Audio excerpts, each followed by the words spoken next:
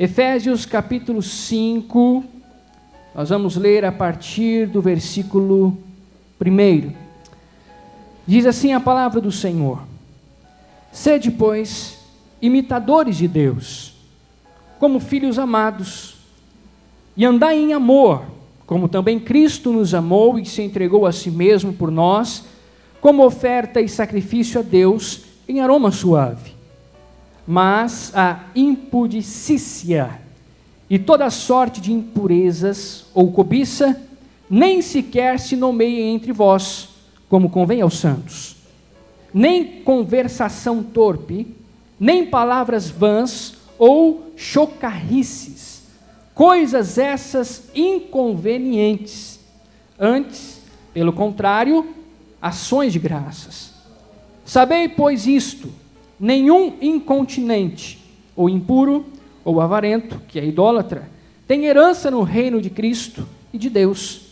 Ninguém vos engane com palavras vãs, porque por essas coisas vem a ira de Deus sobre os filhos da desobediência.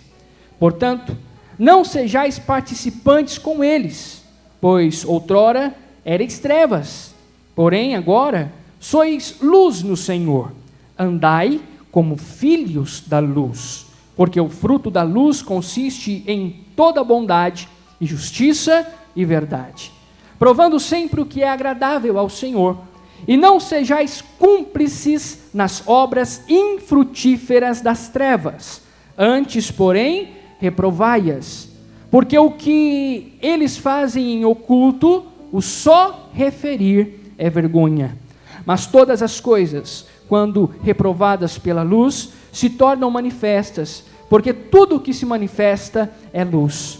Pelo que diz: desperta, ó tu que dormes, levanta-te de dentre os mortos, e Cristo te iluminará. Portanto, vede prudentemente como andais, não como nécios, e sim como sábios, remindo o tempo, porque os dias são maus. Por esta razão, não vos torneis insensatos, mas procurai compreender qual a vontade do Senhor. E não vos embriagueis com vinho no qual há dissolução, mas enchei-vos do Espírito, falando entre vós com salmos, entoando e louvando de coração ao Senhor com hinos e cânticos espirituais, dando sempre graças por tudo a nosso Deus e Pai, em nome de nosso Senhor Jesus Cristo, sujeitando-vos uns aos outros no temor de Cristo. Senhor, nós te glorificamos, porque o Senhor se faz presente aqui. Fale conosco, ó Deus, através da tua palavra, esteja nos direcionando, esteja falando conosco, porque nós precisamos ouvir a sua voz, em nome de Jesus, amém. Amém. Pode se assentar, meu irmão, pode se assentar, minha irmã, mas pode dar um glória a Deus também, bem alto para o Senhor aí, não tem problema nenhum não.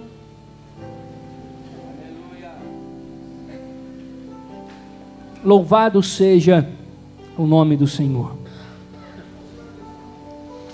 Nós estamos diante da carta de Paulo à igreja de Éfeso, aos Efésios. E sempre quando ministro acerca da carta aos Efésios, eu gosto de dizer algumas coisas importantes para que possamos compreender um pouco do que Paulo direciona ao povo. Éfeso era uma importante cidade do Império Romano, uma cidade portuária, uma cidade em que o comércio era muito bom, uma cidade em que era uma referência naquela época. Na cidade de Éfeso ficava localizada também o templo da deusa Diana, onde aconteciam ali cultos de orgias e tudo mais, consagrados a Diana. E também existia um grande teatro, que alguns dizem que comportava cerca de 20 a 25 mil pessoas. Também existia uma grande biblioteca, era uma cidade de referência. era uma cidade em que se tinha nela uma referência, nós podemos dizer até mesmo uma segurança. Éfeso era para aquele povo. Mas existia um detalhe também em Éfeso. Éfeso era uma cidade tomada pelo paganismo, por causa do templo à deusa Diana. E quando Paulo chega, as coisas começam a mudar. Os cultos a Diana, que tinham uma grande quantidade de pessoas, já não tinham mais, porque o cristianismo estava chegando naquele povo. Algo estava mudando, as coisas estavam mudando. Os cultos a Diana já não tinha mais o grande número de pessoas que possuíam. O comércio também estava sendo prejudicado, porque era uma cidade envolvida com o paganismo. Tanto é que quando estas coisas começam a acontecer, Paulo é expulso de Éfeso, por causa que estava incomodando aquele povo. Aí então Paulo agora está preso, e ele escreve esta carta ao povo de Éfeso. Existia um problema também, porque existia uma competição entre os gentios e os judeus daquele lugar. Quem era mais importante? E Paulo era taxativo em dizer também que todos, para Deus, eram iguais. Não existia diferença para o Senhor. Não existia quem era o melhor, quem era o maior e tudo mais. Por isso, quando nós lemos a carta de Paulo aos Efésios, nós vemos uma grande importância que Paulo dá acerca da instrução para aquela igreja, para aquele povo, nós podemos dizer assim. Nós vemos que Paulo ele fala acerca da graça, Paulo ele fala acerca da santidade, da obediência. E quando nós nos deparamos com este texto do capítulo 5 de Efésios, nós vemos que Paulo ele dá uma grande importância, um grande valor para a vida cristã, para o convívio cristão, para uma vida diferente do cristianismo, que realmente era pregado e que ele tinha ensinado e que ele continuava ensinando. O povo precisava entender isso, de que não podia se envolver com as práticas pagãs, que não podia se curvar diante de tudo isso, que não podia fazer ou achar que existiam melhores e piores, gentios, judeus. Quem somos? Somos os melhores? Não. E Paulo, como alguém cheio da graça de Deus como era, e sabedoria também, ele direciona o povo. E nós estamos diante desta palavra maravilhosa que nos encontramos aqui em Éfeso, que nós encontramos aqui em Efésios capítulo 5, do primeiro versículo ao versículo de número 21. E eu quero que você entenda algo nesta noite. O Senhor colocou esta palavra no meu coração para ministrar nesta noite com o seguinte tema: uma igreja cativante. Diga comigo, cativante. Uma igreja que cativa, que consegue cativar. Uma igreja que é capaz de inspirar. Uma igreja em que há simpatia, né? Que as pessoas olhem e digam: o que existe lá de diferente? Existe algo diferente ali. Existe alguma coisa diferente naquele lugar. Uma igreja que tenha realmente este sentido de cativar, capaz de trazer inspiração. E a primeira verdade que eu encontro neste texto, que eu quero compartilhar com você: uma igreja cativante, uma igreja que venha inspirar, é uma igreja que venha a exalar a presença de Cristo. É uma igreja que venha a exalar a presença de Cristo. E olha que interessante que diz o versículo 1 e 2, olha o tamanho da direção que Paulo nos direciona e direciona a igreja de Éfeso e também as nossas vidas através da palavra do Senhor. Sede, pois, imitadores de Deus, como filhos amados, e andai em amor, como também Cristo nos amou, e se entregou a si mesmo por nós, como oferta e sacrifício a Deus, em aroma suave. Uma igreja que venha cativar, é uma igreja que venha exalar Cristo. Paulo, ele tinha tanta consciência da sua fé, da sua fidelidade a Deus, que ele diz: olhem para mim, sede pois imitadores de Deus, sede pois meus imitadores, como eu sou de Deus. Imitadores do Senhor através de Cristo. Através de Cristo. Imitadores nesse texto também pode ser traduzida como mímica. Quem já viu pessoas imitando as outras aí? Existem pessoas que têm esse dom de imitar as outras. É isso que Paulo estava dizendo. Olhem para mim e vocês verão Cristo. Olhem para mim e vocês estarão semelhantes a Cristo. Quando eu estava lendo este texto, a pergunta que fazia no meu coração, estava direcionando o meu coração, era a seguinte: será que as pessoas, quando olham para mim, estão vendo a Cristo? E quando nós falamos de igreja, nós não estamos falando de templos, de edifícios, nada disso. Nós estamos falando de igreja, eu, você, como templo do Espírito Santo, como igreja. Será que quando as pessoas estão nos observando, elas conseguem enxergar em nós Cristo? Olha o tamanho da certeza de Paulo, olha o tamanho da certeza deste homem. Sede, pois, imitadores de Deus. Paulo, ele diz, para que as pessoas fossem comparadas a Ele, se comparassem a Ele. Cristo precisa fazer parte da igreja. Nada pode tomar o lugar de Cristo.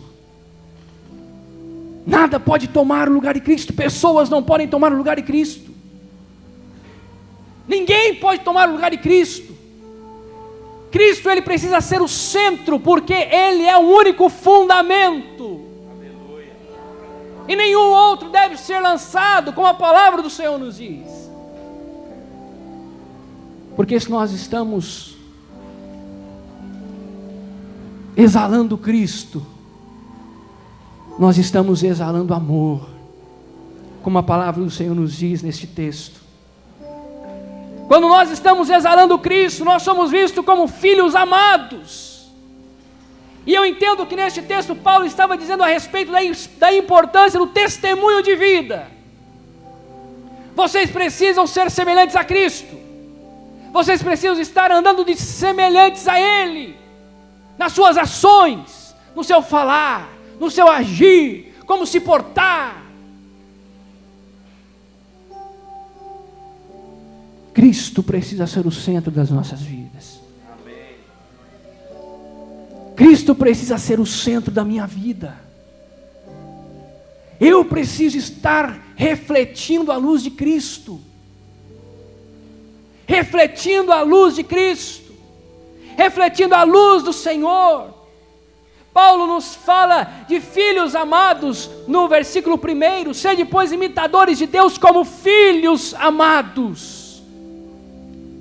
Não como filhos rebeldes, mas filhos amados. Filhos amados. Filhos queridos, estimados. Filhos dignos de merecer amor. E andai em amor, como também Cristo nos amou e se entregou a si mesmo. Paulo está dizendo: ei, vocês precisam se lembrar do amor. Como igreja de Cristo, nós precisamos exalar amor. Este amor verdadeiro. Aleluia. Não amor aparente. Não amor de circunstâncias, em que as pessoas amam ou expressam amor se algo é lhes oferecido. Nada disso. O amor verdadeiro, ele não está baseado em o que receber, mas ele ama por si. É este amor que a igreja precisa viver. É este amor que Paulo leva agora o direcionamento à igreja de Éfeso. E andai em amor, como também Cristo nos amou e se entregou a si mesmo por nós. Uma igreja que cativa é uma igreja que vive direcionada por Cristo, que não precisa de nada além de Cristo. Porque Ele é o caminho, Ele é a verdade, Ele é a vida.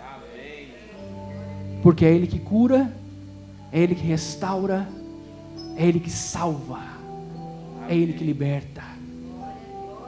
Sede, pois, imitadores de Deus, para que as pessoas possam ver em vocês o caráter de Cristo,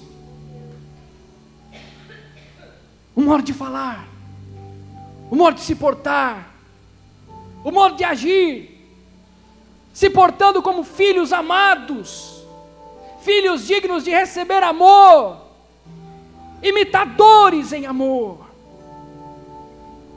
É interessante que em Éfeso Paulo usa esta palavra amor muitas vezes, porque ele sabia que o amor é a base de tudo. João 3,16, porque Deus amou o mundo de tal maneira que deu o seu único Filho, para que todo aquele que nele crê não pereça, mas tenha vida eterna. Glória a Deus. O mundo que nós estamos vivendo hoje é um mundo em que o amor não reina. Se a igreja quer e deve realmente fazer a diferença, precisa ser uma igreja que ame, precisa ser uma igreja que expresse o amor verdadeiro, o amor entre os irmãos, o amor por aqueles que estão lá fora e que ainda não conhecem o Senhor Jesus. Uma igreja cativante é uma igreja que exale amor, é uma igreja que imite ao Senhor, no seu modo de portar, no seu modo de falar, no seu modo de direcionar a sua vida. O testemunho é a maior autenticidade na vida de um cristão. Eu posso subir aqui, posso pregar, posso cantar, mas se eu não der um bom testemunho, de nada vai valer. De nada vale. Não adianta eu falar uma coisa e viver outra. Sede imitadores de Deus. Venham a refletir Cristo. Venham a refletir Cristo. Em segundo lugar, uma igreja cativante é uma igreja que se afasta do que não convém para viver em santidade. É uma igreja que se afasta do que não convém para viver em santidade. Versículos 3 ao 7 diz assim, mas a impudicícia ou sexo livre, e toda sorte de impurezas ou cobiça, nem sequer se nomeiem entre vós, como não convém a santos. Olha o que o apóstolo Paulo está dizendo. O apóstolo Paulo está dizendo o seguinte: mas a impudicícia e toda sorte de impureza ou cobiça, nem sequer se nomeiem entre vós. Vocês não podem nem sequer nomeá-las, porque isso não convém aos santos. Mais uma vez Paulo dizendo sobre conduta. Vocês precisam fazer a diferença onde vocês estão. Vocês precisam ser essa diferença. Vocês precisam se portar de uma maneira diferente. Éfeso é tomada pelo paganismo. Éfeso é tomada pela deusa Diana, com o seu templo de promiscuidade. Mas vocês servem ao Senhor Jesus, aquele que é santo, santo, santo, e a sua glória está sobre toda a terra. Paulo está falando de santidade. Paulo chega a dar a instrução acerca de uma vida de santidade. Paulo diz que existem coisas que não merecem nem crédito. O cristão deve se afastar de uma vida imoral, de uma vida cheia de cobiça, uma vida cheia de imoralidade, uma vida cheia de santidade, uma vida que venha glorificar o nome do Senhor. Eu escolho Deus. O meu corpo é para glorificar ao Senhor. Como Paulo mesmo diz aos Efésios, é tudo para louvor e glória do nome do Senhor. O meu corpo é templo do Espírito Santo de Deus. Estas coisas vocês não devem nem levar em crédito. Vocês precisam viver uma vida de santidade, uma vida em que venha se apartar daquilo que não convém, para viver uma vida de santidade. Paulo fala da imoralidade, mas também fala no versículo 4 sobre nem conversação torpe, nem palavras vãs ou chocarrices, coisas estas inconvenientes, antes pelo contrário, ações de graças, palavras vãs, palavras vazias.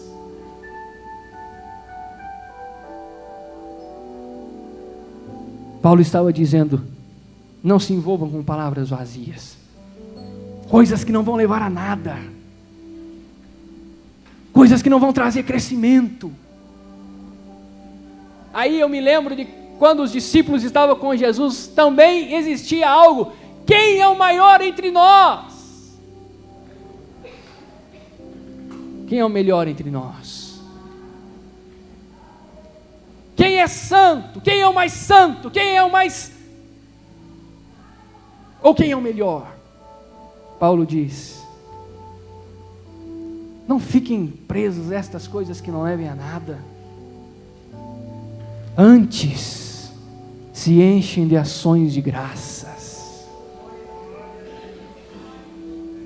Não fiquem aí cheios de coisinhas. É isso que Paulo estava dizendo. Sabe, coisinhas que não levam a nada. Antes, vivam uma vida de ações de graças. Não se encham de conversações torpes. Conversações, esta palavra torpe também tem o sentido de imoralidade também, de embaraço e tudo mais. Não vivam uma vida cheia de fofocas também, coisas que não levem a nada, coisas que não vão acrescentar em nada na sua vida. Afaste-se das coisas que não convêm e viva uma vida de ações de graças ao Senhor. Afaste-se das coisas que não te levem a nada, meu irmão. Sabe que você entende que não vai te levar a nada, mas saia fora. Até que ponto isso vai levar você a crescer, a um crescimento espiritual? Até que ponto ficar levando estas coisinhas adiante vai te fazer crescer espiritualmente?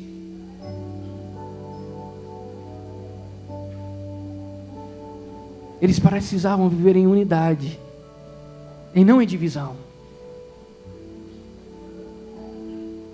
Às vezes as pessoas chegam e falam, mas você viu o que o irmãozinho fez?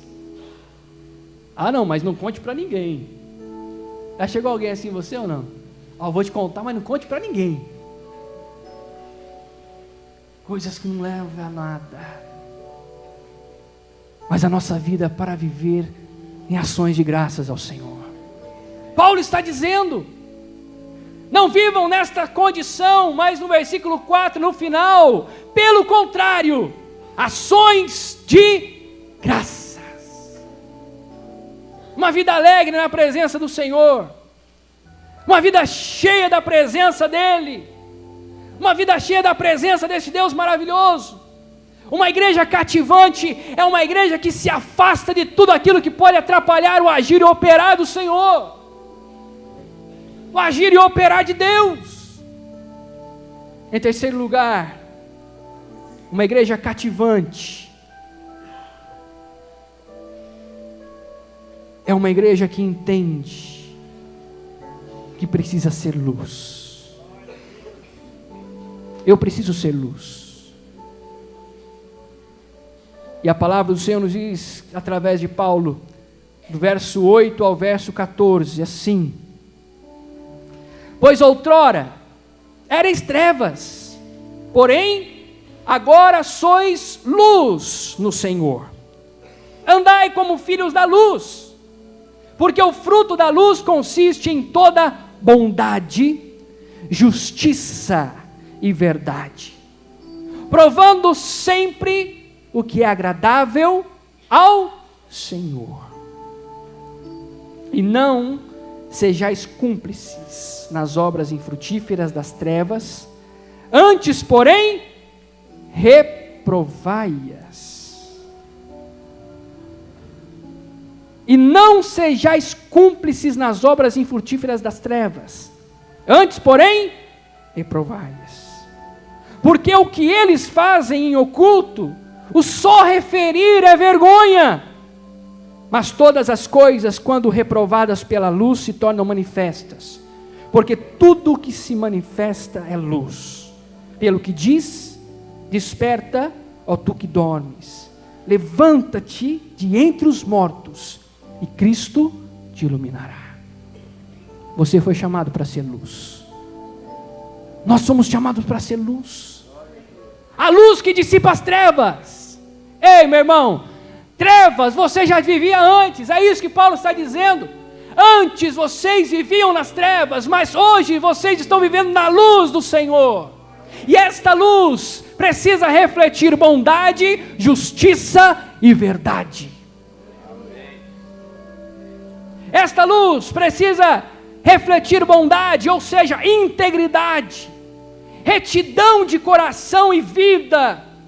Esta luz precisa refletir justiça, uma condição aceitável na presença de Deus.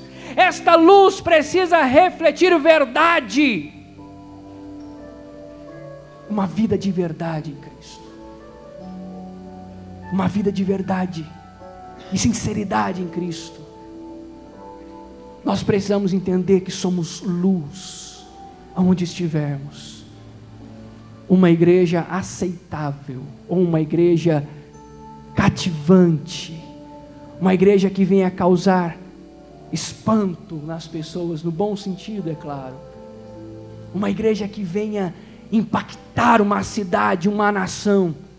É uma igreja que não se misture com as trevas, mas que viva na luz do Senhor, refletindo bondade, justiça e verdade.